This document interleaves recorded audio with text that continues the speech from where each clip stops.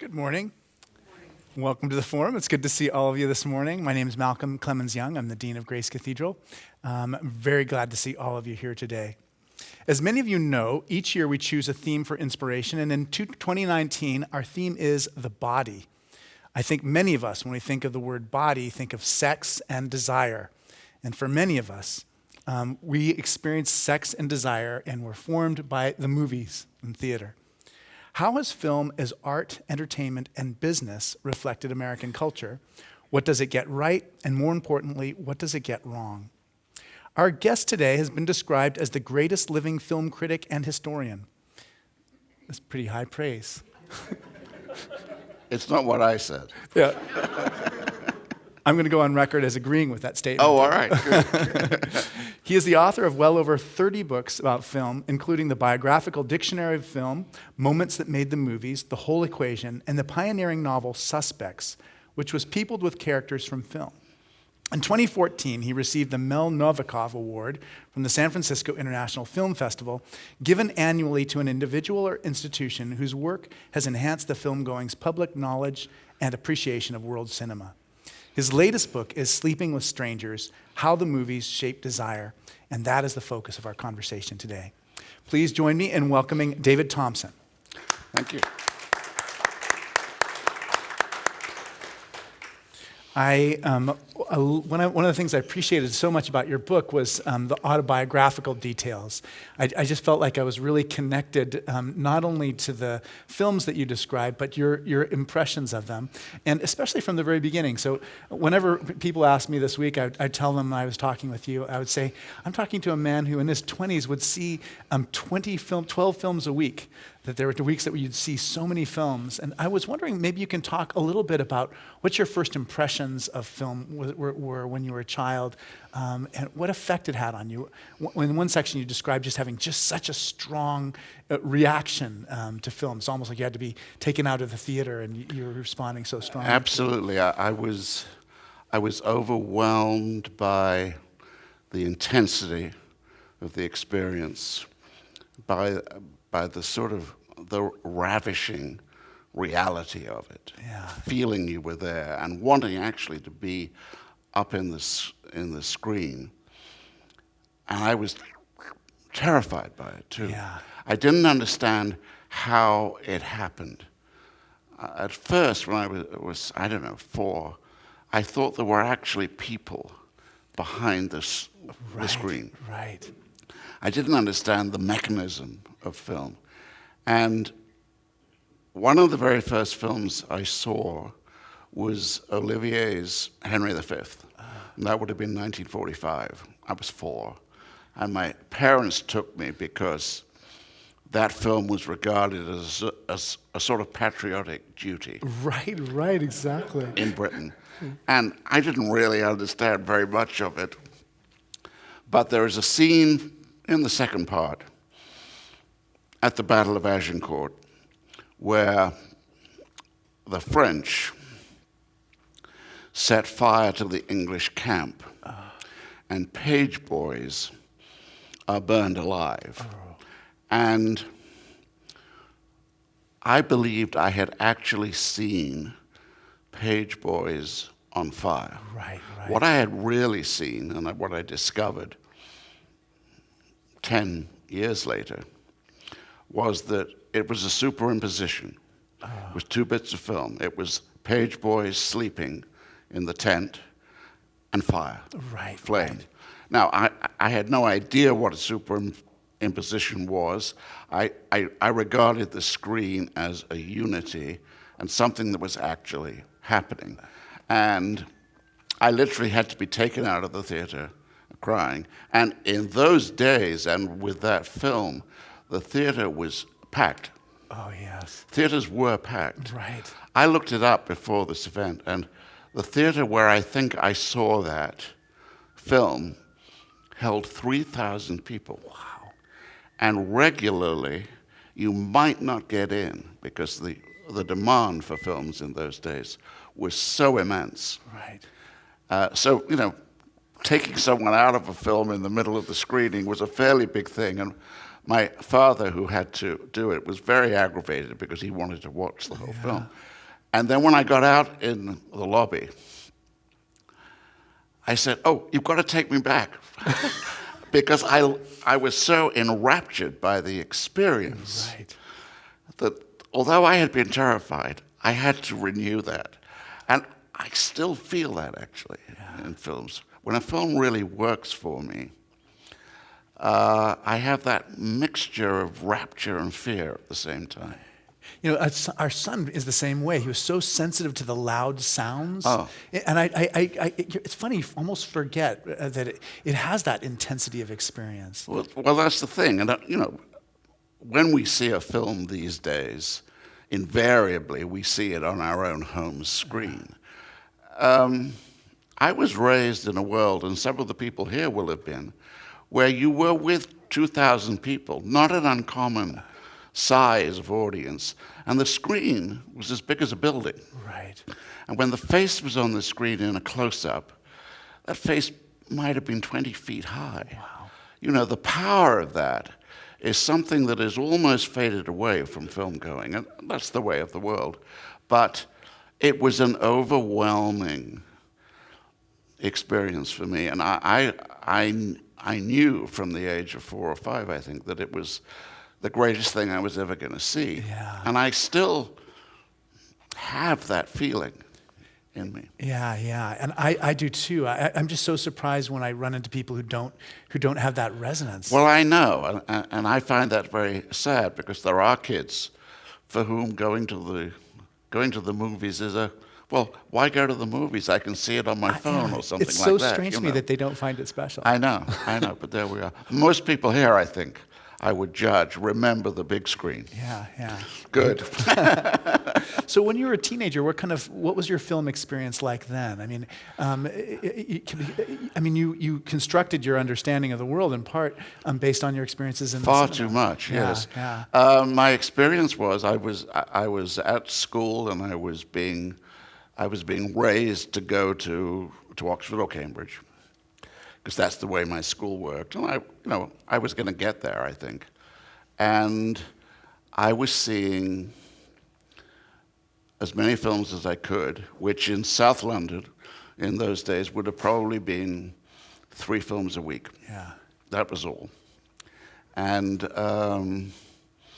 my mother was very worried about it. She thought 2 things. I was probably neglecting my homework to go see the films, and also she thought that I was getting upset by them, because it was clear I was very emotionally involved with them. Yes.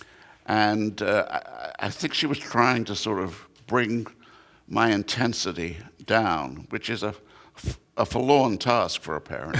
It is. But she said, well, if you insist on going to see all these films,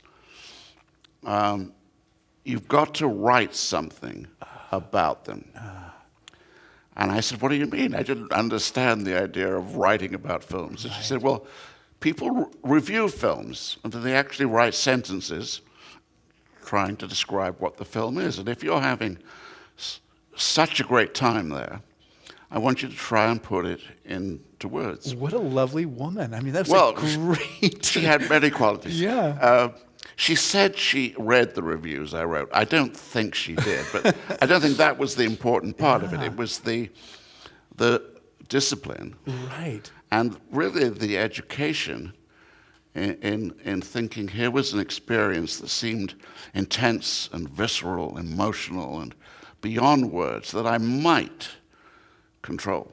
Not control, but I might convey in words. And I guess that's why I'm here today. Right. I taught a class on film in college. Yes. And we would have weekly assignments of seeing the film and writing a review. Right. And it was hard to teach the students that the critics, there's nothing magical about being a critic, that their analysis of the film may have, see things that the critics don't recognize. Yeah. But I mean, from the very beginning, you knew that you could write about film.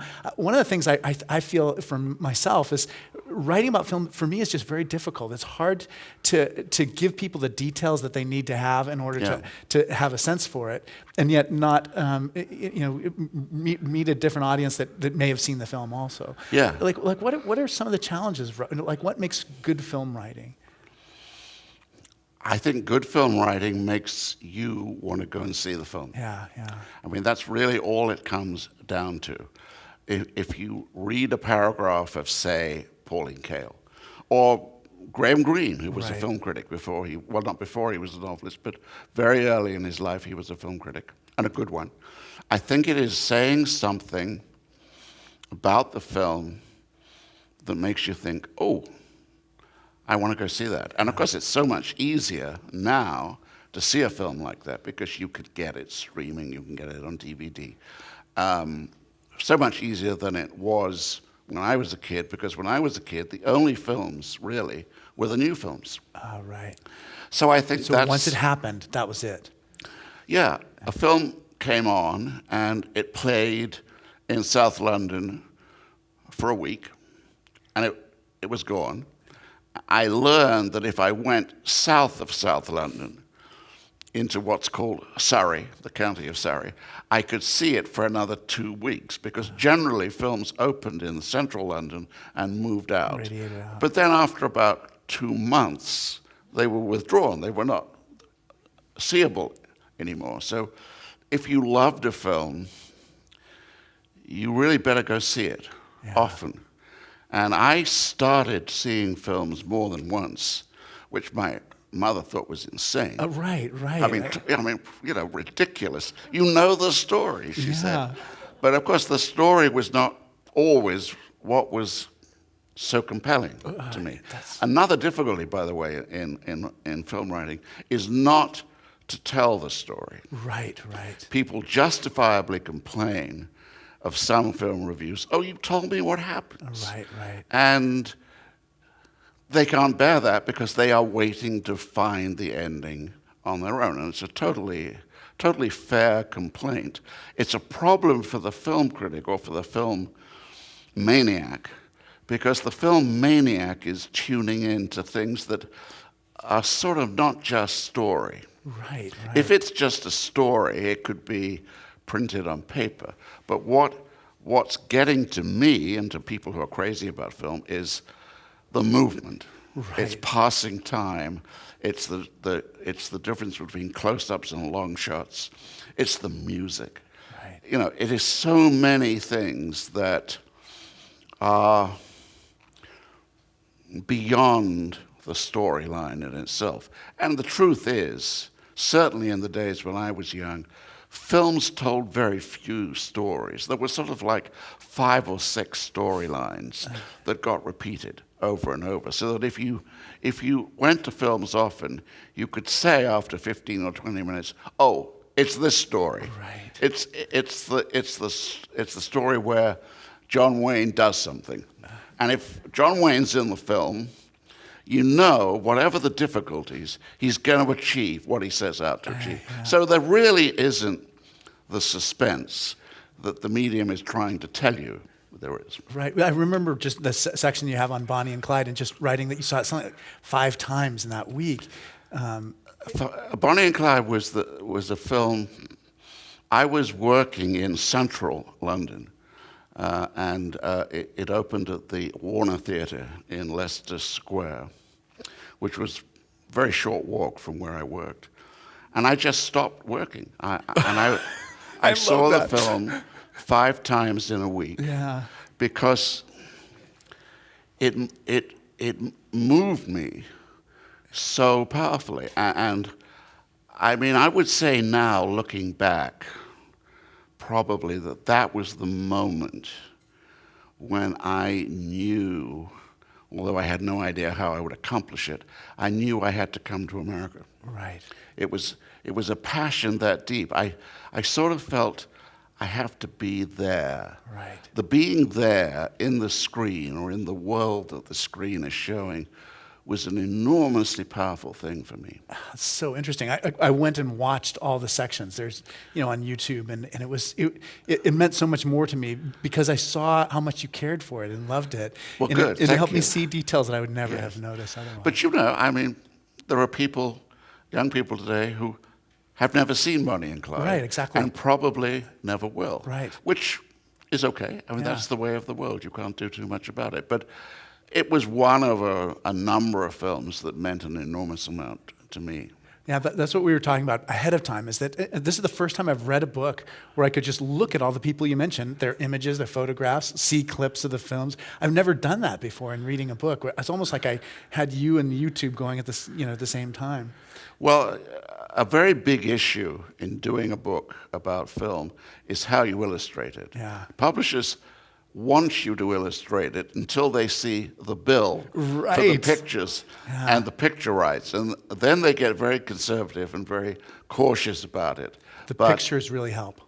well, In this, I mean, would it's a love visual image. I would love to do a book that was very close to a movie. Yeah. So that as you were reading, you were looking at pictures all the time. Yeah. So there was almost a picture on every page.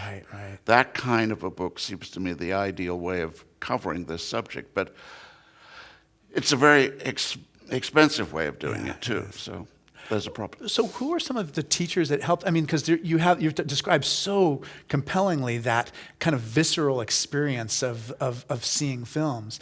So who are some of the teachers who helped you to kind of see it from another perspective? Well, You know what I mean? There's like that visceral experience, and there's that kind of the analytical position. yeah. Well, I don't want the writing to be analytical or academic. There's no question that Pauline Kael was an immensely powerful influence on most film writers of a certain time, because she was so excited herself. Yeah. And she conveyed that. I mean, when she reviewed Last Tango in Paris in 1972, it was fairly clear that she was very close to orgasm herself, seeing the film. And I think later on in life, when she looked back on the film, she sort of thought, well, calm down, girl. Calm down. It's not quite what you said it was. But still, I'm so glad she wrote with that intensity, because I think that's what it requires. The other thing that meant a great deal to me was that in the late 50s, I discovered a magazine called Cahiers du Cinéma, which you could buy on the Charing Cross Road in London. Had a bright yellow cover. And my French was not up to it, but I read that magazine, and it was, I think, as far as I could work through the French, I think it was talking about films I loved in a language that seemed to me to be right. Yeah. And so I did that for a few years. I had a friend that I worked on it with, and we had a French dictionary with us all the time. Right. And I didn't really understand all that they were saying, but I felt the passion. And then, and this was the miracle, it was really a tremendous education. In a year or two, the people who had written these articles and reviews, names I did not know at the time, they turned out to be François Truffaut, Oh, wow. Jean-Luc Godard, Claude Chabrol, Eric Romer, Jacques Rivette, the major figures of the French New Wave, Right. because these people started making their own films. And they did it when I was like 20 in film school. And I thought, my God, there really is a way that this enthusiasm I feel can turn into actual filmmaking. So that was a huge education for me. What has been your connection to the actual filmmaking? I mean, it's interesting because your mom started you off on this path of writing criticism. Yes. Have you ever wanted to be closer to the production of films? I mean, you have been at certain Oh, yeah. points. No, I mean, I have wanted to be a filmmaker. Yeah. I would still love to make more film. I went to film school. I was technically totally inept. And I couldn't even load a camera. This is in the days when you had to load a camera with film, which is not the easiest thing in the world, although far easier than it seemed to me. But I was with a group of kids there, students there, And they could do the technical work, camera, sound, editing, in ways I couldn't manage. But when we came in on a Monday morning and said, well, we've got all this equipment, we know how to use it, what should we make a film about? I was the one in the group that said, well, there's a big prison close to the school. Suppose we made a short film about a man coming out of prison with a suitcase carrying his things, and he finds the sound and the bustle of the city increasingly threatening. Right, right. They said, what a great idea. And we did it, and it turned out okay. But I was the one in the group who had ideas for what you could do. So I got sort of shunted into being a screenwriter. And most of what I have done in filmmaking has been screenwriting. Yeah. And if you're a screenwriter, you learn early on that most of what you write will not be filmed. That is in the nature of the film business. There are about 10 scripts for every one that ever gets done. So a lot of what I've written did get done, but some of it has been done. But you know, I still look at the world, I look at people, and I think, well, how would I film them? Yeah. What is their good side? How do you look at a person and understand them? Because that's really what you have to do. You have to know how to film someone so that you penetrate the surface. Right, right. And that's second nature to me still. And I think it is to all natural film people. How did you learn about the world of film that was before your time? I mean, you know, you write about the silent films and you write about Rudolph Valentino. I mean, where did you learn that body? Well, my university, I didn't go to Oxford or Cambridge because I turned down that place. I turned down Oxford, okay. I was the right I went call. to a film school, and the one thing I learned at the film school was to go to the National Film Theatre in London, under Waterloo Bridge on the South Bank, which was the great film museum archive in the country. It still is. And go there and watch everything they were going to play. So I started seeing, not everything, but most of what they were playing. And I started organizing in my mind a history of film. There weren't many good books that helped you with that, but there were so many films and so many directors I knew I had to pursue and follow. Right. So I just started seeing a lot of films. And, you know, for several years, I was seeing between 300 and 500 films a year. Wow. And do you have a way of cataloging them? I mean, yes. I mean, I used to keep a full list of all the films I saw. I even wrote notes on them. Right. And a lot of that material proved very valuable when I started to write books and reviews and that kind of thing. I've reached the point where, alas, I will sometimes be sitting with a movie and I will be 15 minutes into it and I say, I think I may have seen this before, but I can't remember. I can't remember what happens in it. But yeah, I was a searching encyclopedia myself of film, and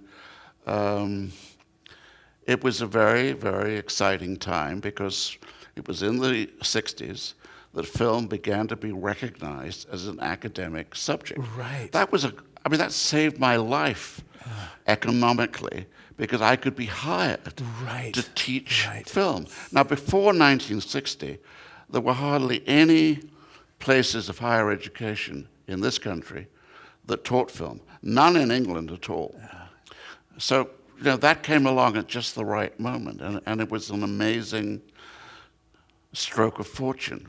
Yeah, definitely. It was great timing for your passion and enthusiasm. And of course, then about 15 years later, video came along, which meant that you had access to an increasing archive of film that you could not really see in the theaters. Right. And that has become the mainstay of our lives. But I think it's going to change. Some of you probably have big libraries of DVDs, and you may be beginning to discover that they who run our lives, they don't actually repair your DVD player anymore. They don't even really want to sell you one. Because we're not making those anymore because everybody is streaming.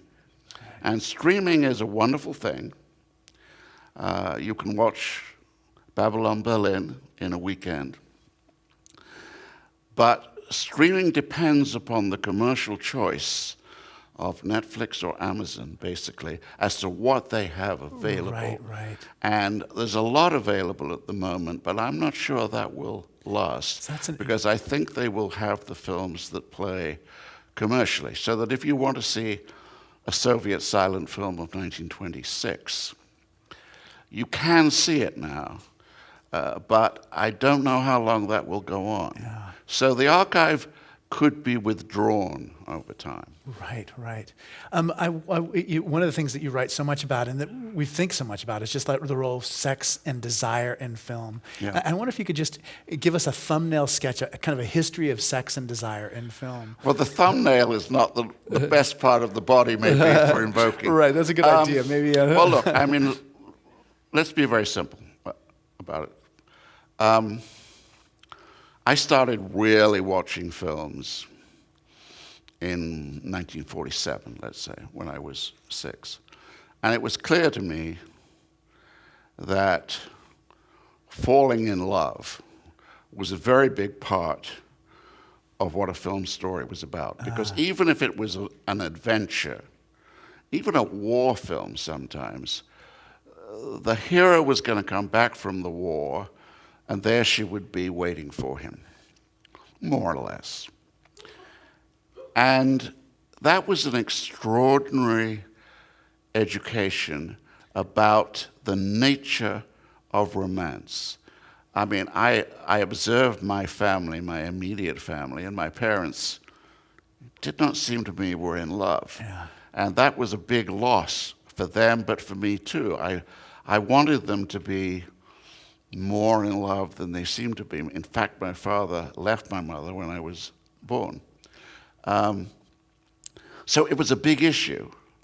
And I thought, well, I've got to fall in love once I grow up. Right. I didn't know how far I had to grow up to fall in love, although around the age of about 12, things were happening in my body that began to say, well, I think the time may be coming. And my mother said, you can't fall in love when you're 12. But what a 12-year-old does then, physically, was a very big problem that no one attended to. Right. I mean, at school, we learned about reproduction through the rat. But I didn't sympathize with rats. Yeah. And what we were told about your body, to go back to your main subject for this time, it didn't sort of affect the way I was getting, I didn't know the word yet, but I was getting erections watching some films. Right. And it seemed to me that the films were trying to get me to have an erection. Yeah. It wasn't an improper thing. But nobody would talk to you about it. I'm not sure that the situation is any better today. I think parents still have a terribly hard time talking to their children, maybe talking to each other about this kind of thing. One of the issues I get at in this book a lot is that sex, desire, need a conversation. And we're not good at that. We're not trained in it. But, you know, when I look back, I would have to say that the movies I saw in what were probably my most formative years taught me male superiority and female obedience. Right. As simple as that. Yeah. And I didn't question it at the time. I didn't begin to question it until probably the 1970s. But the problems that our society is facing now with people like Harvey Weinstein have a lot to do with that period of time, the first 50 or 60 years of film history, when sexual behavior and the limits of desire were laid down in a medium in ways that people hardly realized was happening. And I think we still have a population that is struggling to emerge from that. I think that allowing men and women to be and feel equal and talk to each other naturally about the most important things is still a desire not yet fully achieved. Yeah. And a lot of that problem has to do with the influence of the movies. Right, right. You talk about the male gaze often in the book, and it's something that definitely comes to us out of the world of film. Could you talk a little bit about what the male gaze is, and then maybe talk about just what it means both on screen and just kind of in the production of films too? Well, the male gaze owes itself to the fact that men literally owned and ran the film business. There were a few women who got to have important positions in the early days, but even they had to make films that conformed with the male gaze, which was to say, basically, white men, because it was very much white men, looked at the world and saw it and believed they understood it, and they told stories about it that they hoped would pass into the main bloodstream of the culture. And they did. And they were films about male achievement, male bravery, male wisdom, so on, more things than that, but those things that really went unquestioned and led to a culture which by the middle of the 20th century was, I think, in a great crisis. It affected not just sex, it affected race, it affected so many other things. It affected attitudes to homosexuality, Right. where there was an enormous pressing need to grow up. But so much in the culture was saying, no, you don't need to. You don't need to depart from the ways that we have been laying down for you. And film in that respect had a very malign influence on all of us. What it meant in films was that a woman to play a leading part in a movie, if she was not comic, had to be what was termed, and what the audience would term, beautiful and sexy. Now, I grew up thinking beautiful was an honorable, noble, fine word. A part of me still thinks it is.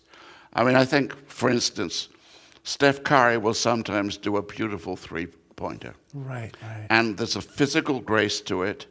There is an accomplishment to it. There is a timing to it. There is just a delight to watch. And you watch and you say, oh, that was beautiful, Steph. Right, right. A man calling a woman beautiful in film criticism or in real life is a very complicated thing. Yeah. Because I think, in truth, what the man is saying is, I like your looks. I'd like to sleep with you. How about it? Now, it need not be as crude as that. It need not be as blunt as that.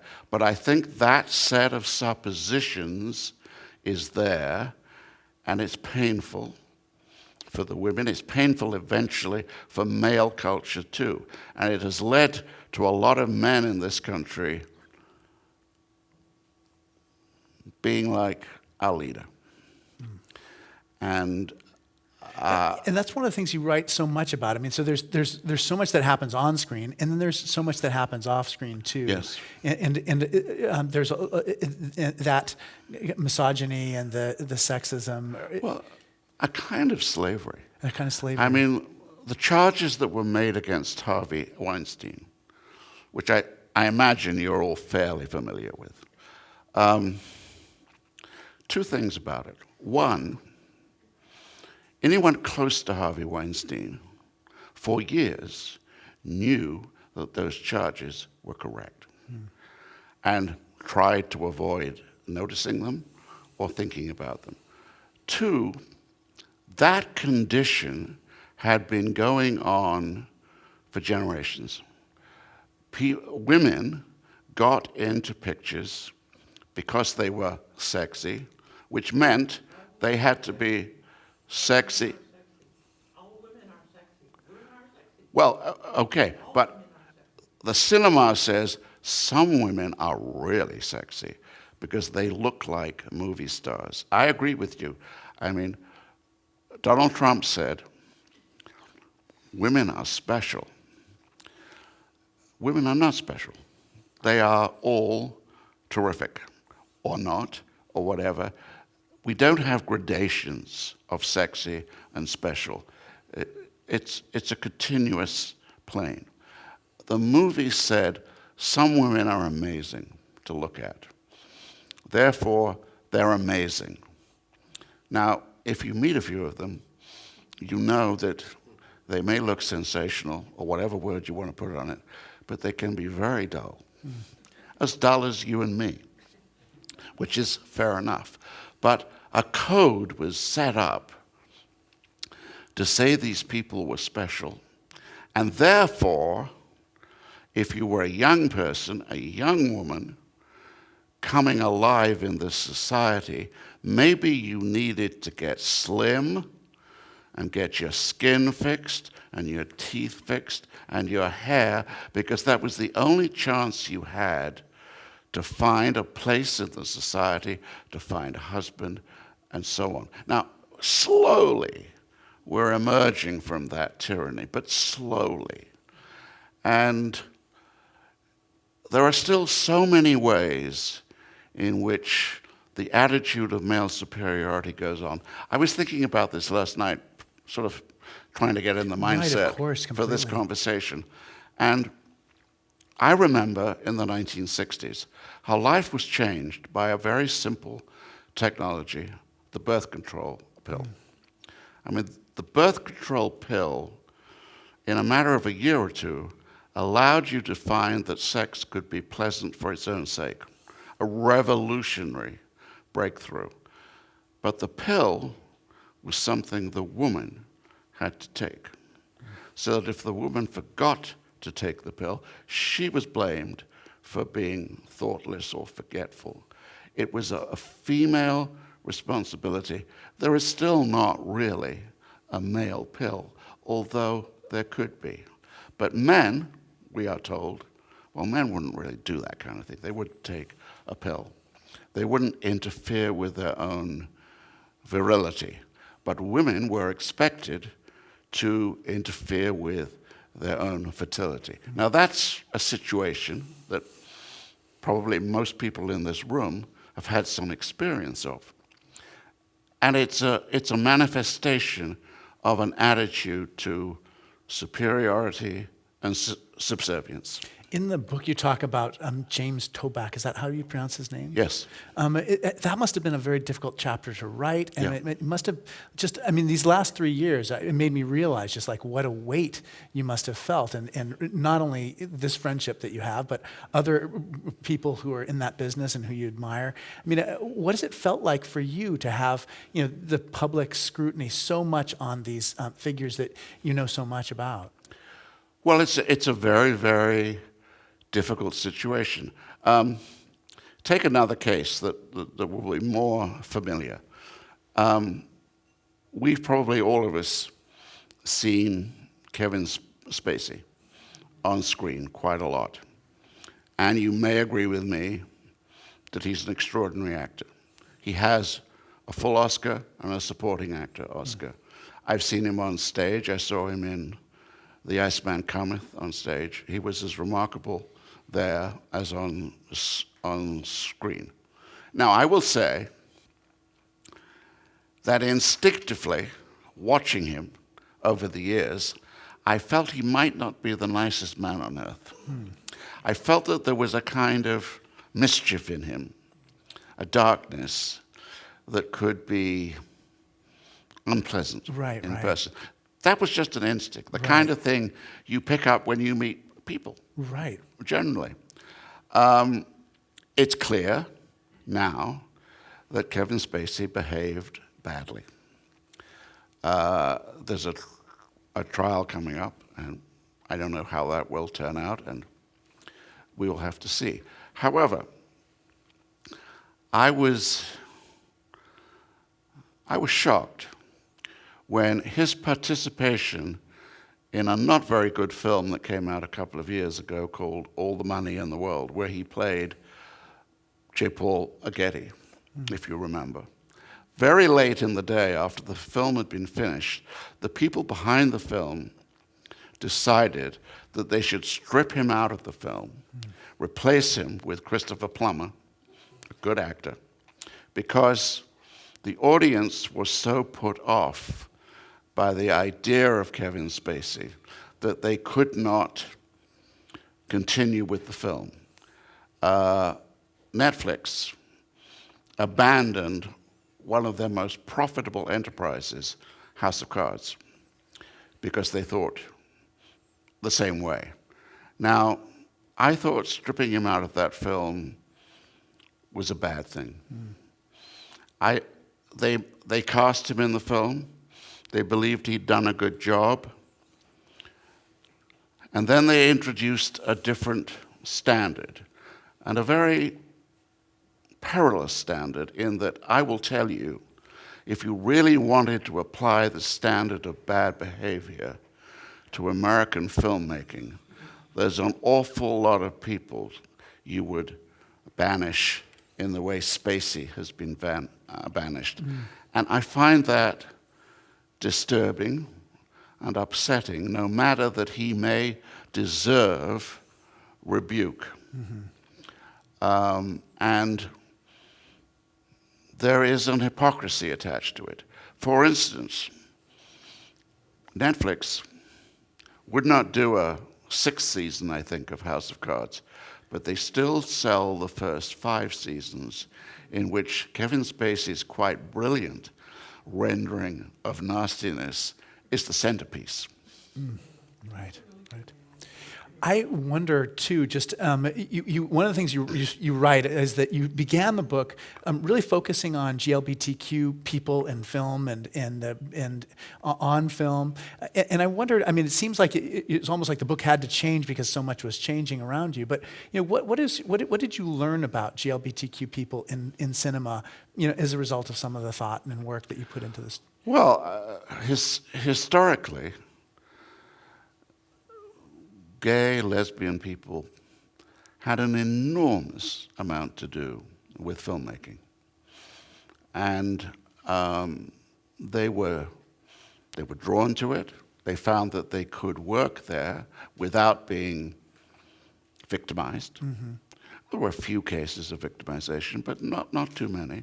A lot of great work was done by people whose sexual nature and status would have been a shock to the public. I mean, for instance, I lived through the 1950s. I was young, I was naive, but I wasn't stupid. I never dreamed that Rock Hudson was gay. And Rock Hudson in that period was probably the biggest draw at the box office in the world. And a lot of that sort of life was going on within the filmmaking community. And it was not appreciated, it was not noticed. And arguably, gay filmmakers had more freedom then than they have had more lately, when it's much more possible to identify them and respect them and praise them for what they're doing.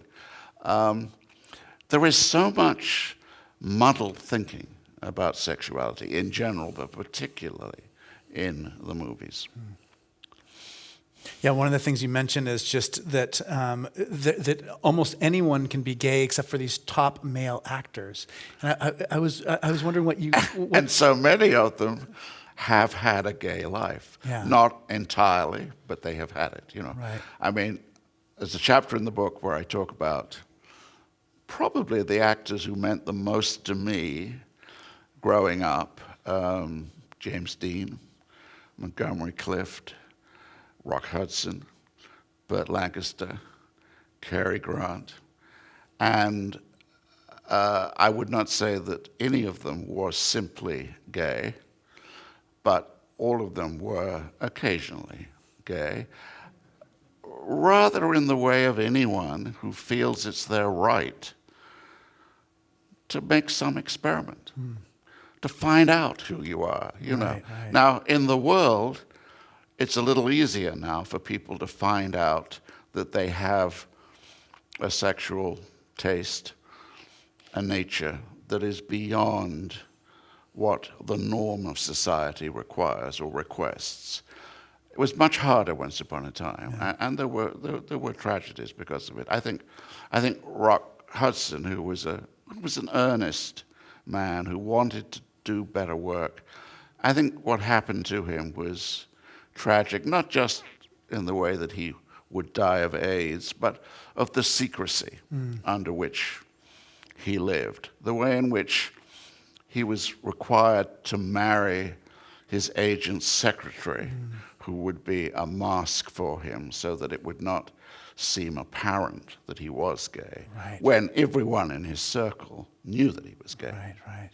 One of the traditions we have at the forum is people write questions on cards for us. And so there may be a few questions. One of the questions I had that we hadn't covered yet, Donald Trump grew up in the same film-growing universe that we did. What were the films that would have influenced how he looks at the world? What connections? He comes up on like 3 or 4 times in the book.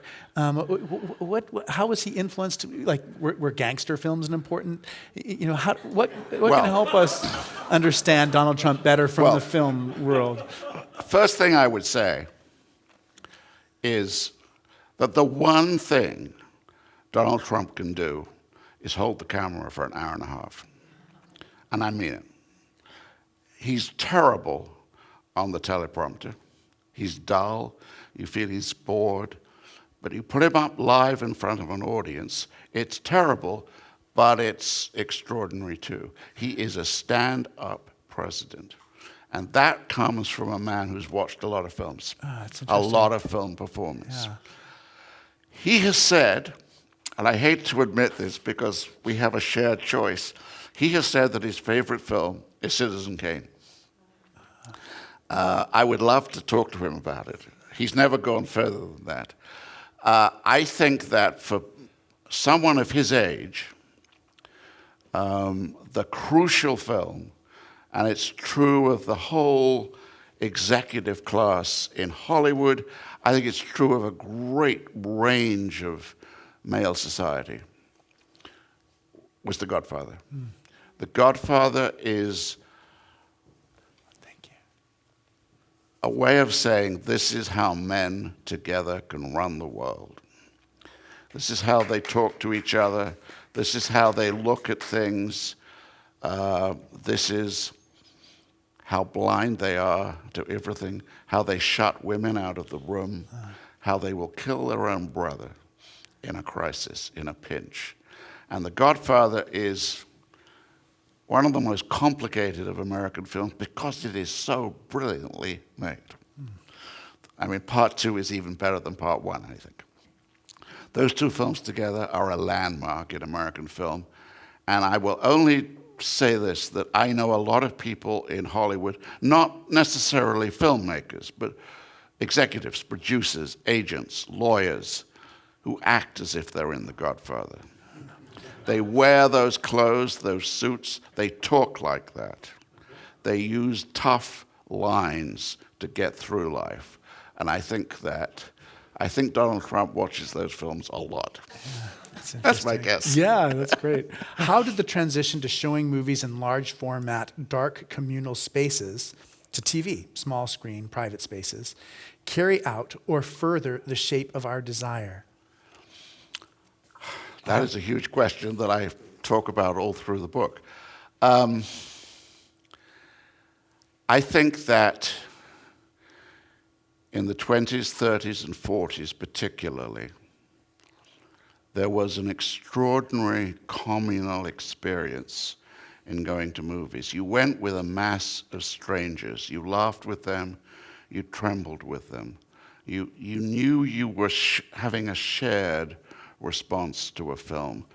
And the cinema, the movie house, whatever you want to call it, was probably the place where most people spent real time with other people. And it was a great thing about the movies.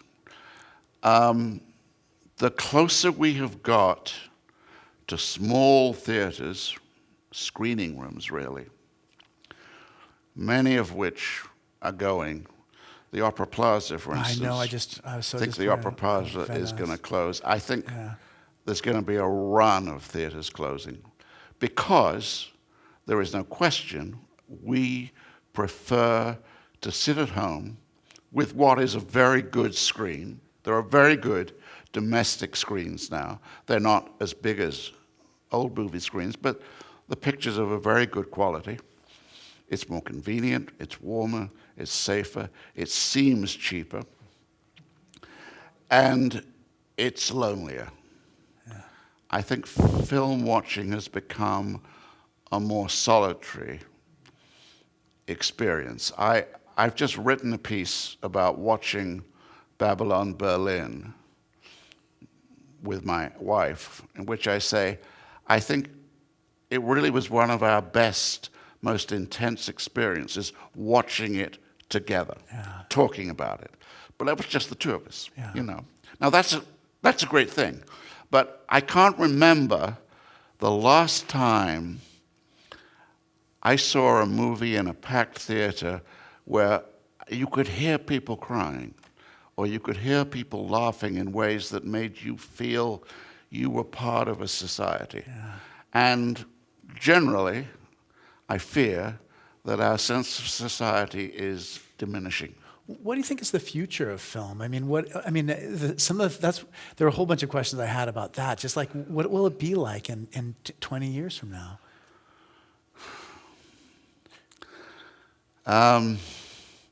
In 20 years, I think the only theaters will be museum theaters, university archive places, the Pacific Film Archive over in Berkeley, places like that.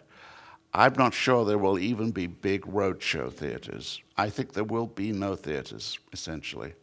And I think people will watch at home, and I think they will watch in a much more fragmented way. They won't watch whole movies.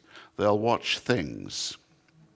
They'll watch, I don't know, they'll watch a trip to the canyon to Shea. They'll watch a piece of pornography. They'll watch an endless film about a river flowing past. All of those things have extraordinary, visceral appeal and charm to us. And I think we're breaking away from story more and more. There will be stories which will be clearly the children of the kind of long-form television shows that we now binge on. But I think there will be a great variety of things. A lot of it will be special effects. Once upon a time, films were the record of things that had happened. If Humphrey Bogart walked across a room, it was Humphrey Bogart walking across a room. Nowadays, you could do anything in a film. You can have Humphrey Bogart walking across a room. You could actually have Bogart compiled from his old movies, walking anew across the room, and the floor of the room could be crowded with cobras. And Bogey, in his characteristic way, wouldn't be afraid of the cobras because Bogey was not afraid of things. And the ability to do anything anyone can think of has really diminished the power and quality of reality in films. But you know, I think as a society, we are giving up on reality. I was talking to someone earlier today about the Access Hollywood moment in Trump's career. And we said, you had to be very naive and unaware of what is happening in this country to think that when that tape came out, if you remember it, he would be destroyed. And I said it simply polished his patina, because it's not as if people don't know that Trump is a scoundrel and a fraud. I think even his base know that. They're charmed by him. The reality of his life, his business, his career is almost out of reach. I'm not sure that Mueller and all the other people who are going after him are going to be able to produce a story that will absolutely convict him. I think he has a dark stardom that may rise above the facts. Yeah, I was thinking about that. Just we have such an odd relation to movie stars. That's right. And he's one of them. That's right. Given the inequality in the film industry, what would you change to increase the roles of women? Well, film is a business. You can't make a film without really using someone else's money. And when you're using someone else's money, you're totally compromised. And it's very difficult to lay down laws about what you will do and won't do. I think big steps are being taken to bring women more jobs, more opportunities. But it's still a long way from where it should be. And here's the other thing. We're still living in a culture where the male gaze is dominant. Television commercials, which are movies, are all made in the male gaze. We need to discover, and I don't think it's clear yet, what the female gaze is, what the female way of looking is. And once we know that better, then I think it will be easier and more natural to make films that women are really not just directing, but are owning. It's very difficult. And I'm not sure the business of film, of movies, will last long enough for it to be accomplished. Could you talk more about why you think movie stars today still feel like they can't come out? Oh, a very simple reason for men, for male movie stars, to come out in the way that, say, Rock Hudson never did, they feel would destroy their career. And we're talking about an earning power of, major rank. And it's very hard to encourage someone to put their career in peril. Yeah. I think that there are some people who are in that situation, but it's absolutely commercial reasoning that makes it hard for them to come out. As a well-behaved nerd who skipped school one day to see Alain René's Mon Oncle d'Amérique, do you have a word about that film, please? Oh, gosh. I haven't seen it for a very long time. I think Alain René was a great director. Hiroshima Mon Amour is one of my favorite films. I don't think he ever made a dull film, but I would need to see it again to be really more helpful than that. Do you think this generation of cell phones has contributed to the lack of romance in relationships, i.e., Paul Herod and Ingrid Bergen? You can look at it if you want, Dave. Paul Henry and Ingrid Bergen. Oh, that's good. It's too late to really get into cell phones, iPhones. I think the iPhone is as terrible a self-inflicted crisis as Brexit. But only a dictator who would incur immense wrath from the public and from the companies who have vested interests in the phone. Only a person like that would have the power and the will and the confidence and might survive assassination by saying, withdraw the cell phone. We are the victims of our technological ingenuity. We keep inventing things that I think destroy a great deal of what we value in life.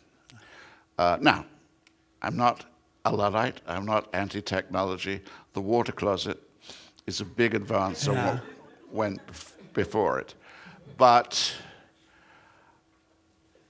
I think when you see people who cannot live without checking their cell phone 10 or a dozen times an hour, and who walk down the street bumping into people, perhaps walking into traffic because they are reading their cell phone, I think that's a madness. But it's a madness that is not going to be corrected. I think the phone is actually, this may sound horrifying, but think about it carefully. I think quite soon it's going to be physically implanted in the hand. I mean, you all know you drop the phone, you drop it in the loo. My wife's done it twice in the last 3 years. You know the problems with the phone. You forget where you put it. Well, we can deal with that. What else are you really using your hands for? I think that's where it has to go. Now, maybe there's another part of the body it could fit, but I think the hand is where it's going to be, truly. And that will be a measure of how far that technology has overwhelmed us. In 30 years, there's not going to be anyone left who understands what you know about film right now. What do you think is going to be lost when you know that experience of you know those films is there's no one has a living experience of it? Well, look, I mean, there's no one alive really, I think. And I say this to you and in a cathedral. There's no one alive really who knows what it was like to enter a cathedral in 1300. Right. The quality of religious belief has changed. In many ways, there are positives to that because a lot of people got slaughtered in the name of that religious belief. But we keep abandoning our old experiences. It's in human nature. It's like people fall in love and then they fall out of love. Yeah. Divorce is a very big legacy from the film business. And you can't prevent that. I think, if you're going to ask me seriously, I think global warming is going to wipe out the world by the end of this century. I think there may be no life on Earth. But are you really concerned about that when you know that for an incredible period of time there was no human life before? Why should human life be so precious and essential? I don't think it is. Yeah. And there will be no one here to regret the loss anyway. Right. That's right. Except for our pets. Yeah. There's so much that I wanted to cover that we didn't get to. The Hays production codes and their effect on what we see, and even you know they're having the Academy Awards in 2 weeks, and I didn't even ask you what your hopes are for it, and if you see some great things coming up. I think the Academy has become craven, corrupt. And I think they've lost their sense of what they're trying to celebrate. That's good. I'm glad I asked you that. There was talk recently that the Academy was going to handle the Best Cinematography Award. Cinematography, you know, I mean, talk about the main line of what film is. They were going to handle that in a commercial break because the public don't know who the cinematographers are, and they don't really care. And we've got to get this show moving, and we've got to just have commercial breaks. What about films from 2018 that we shouldn't miss? 2018? Yeah. Well, in my opinion, there was a masterpiece that actually opened in late 2017 called Phantom Thread. I think it's a great film. And something I've mentioned before, Babylon Berlin. Netflix, 2 seasons of it so far. I think it's an extraordinary work. Great. Well, thank you so much for being here. Thank you. And, Thank you. in 2 weeks, we're going to be hosting Tamika Moss. She's the Chief Executive Officer of Hamilton Families, an organization nationally recognized for its pioneering homelessness prevention and rapid rehousing programs. She's really a dynamic person. You're welcome to join us also at the 11 o'clock service right after this. And then there are copies of Sleeping with Strangers. Lisa Mayada's selling them in the back. Thank you very much, David. It's such a blessing to have you. Lovely talking to you. Yes, delight. Thank you.